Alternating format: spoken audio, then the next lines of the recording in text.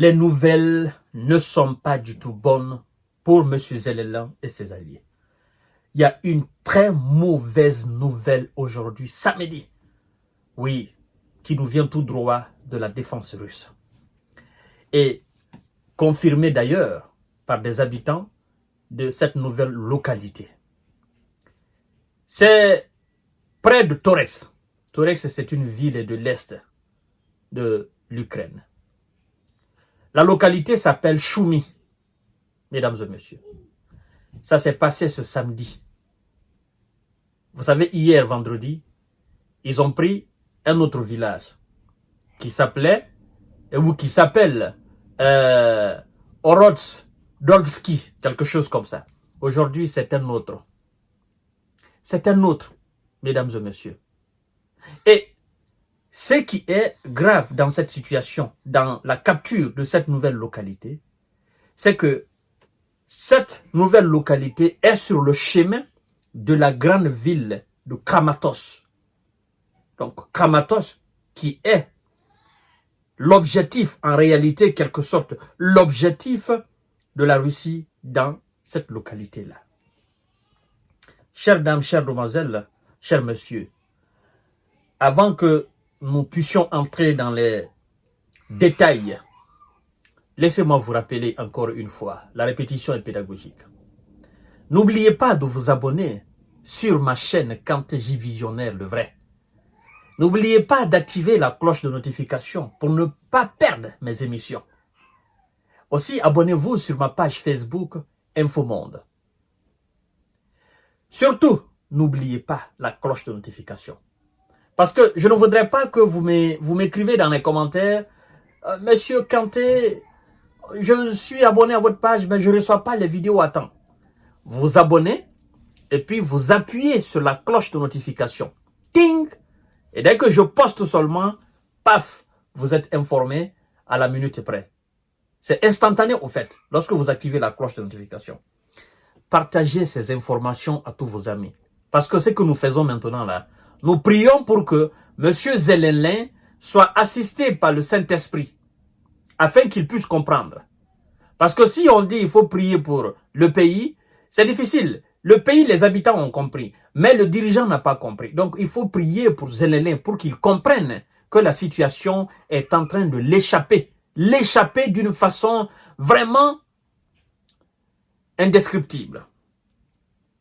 Mesdames et messieurs, après donc l'annonce d'hier, le vendredi, par rapport à la prise de cette localité, la Russie revendique aujourd'hui, samedi, la capture d'un village près de Toretsk. Toretsk qui est une ville de l'Est de l'Ukraine visée par un nombre croissant d'attaques russes depuis début juin. Écoutez ce que la défense dit, la défense russe dit. Grâce à des opérations menées avec succès, les unités du groupement de troupes centrales ont libéré la localité de Choumi, a indiqué le ministère russe de la Défense dans son rapport quotidien. Ce village est situé près de Toretsk. Voilà ce qui est très intéressant et ce que vous devez savoir. C'est-à-dire dans la logique d'avancement, n'est-ce pas? La logique offensive russe, ce que vous devez savoir, c'est ça surtout dans cette localité-là. On dit quoi? Ce village est situé près de Toretsk, ville qui constitue un important verrou dans ce secteur du front. Sa chute donnerait l'accès à l'armée russe à Kosniatinivka, puis à terme à Kramatorsk, objectif ultime du Kremlin dans cette localité. Voilà. Ça surtout, vous devez, cette information, elle est capitale. Cette partie de l'information. Ce village qui est situé près de Toretsk, ville qui constitue un important verrou dans le secteur du front. Sa chute donnerait l'accès à qui? L'accès à la Russie. La chute de quelle ville? La chute de Toretsk. Mais sur le chemin, le village Choumi est déjà capturé par les hommes de M. Vladimir Poutine. Et donc, l'étape suivante, c'est quoi? L'étape suivante, c'est Torex. Après Torex, qu'est-ce qui reste maintenant? Ça sera le tour de la ville de Kostian Tinivka. Voilà. Puis, à terme, on parle de Kramatorsk. Kramatorsk, vous avez 1000 fois entendu les journalistes, n'est-ce pas, les BFM TV, les LCI et autres, parler Kramatorsk, Kramatorsk, il ne faut pas que Kramatorsk tombe, il ne faut pas que Kramatorsk tombe. Mais si on continue comme ça, dans 2 mois, dans 3 mois, dans 4 mois, dans 5 mois, la probabilité est très forte que Kramatorsk tombe. Parce que chaque jour qui passe, c'est de nouveaux gains. C'est ce que je ne cesse de dire à M. Jens Stoltenberg. J'ai dit, M. Jens Stoltenberg, vous avez fait une erreur en lançant ce défi aux Russes en disant la Russie, depuis le début de son offensive, ne fait que des gains très limités. C'est une erreur monumentale. Parce que la logique des Russes, c'est quoi? Petit à petit, l'oiseau fait son nid. Oui, petit à petit, l'oiseau fait son nid. Le nid d'oiseau, là, c'est brindille par brindille, brindille par brindille, et puis ça fait un nid.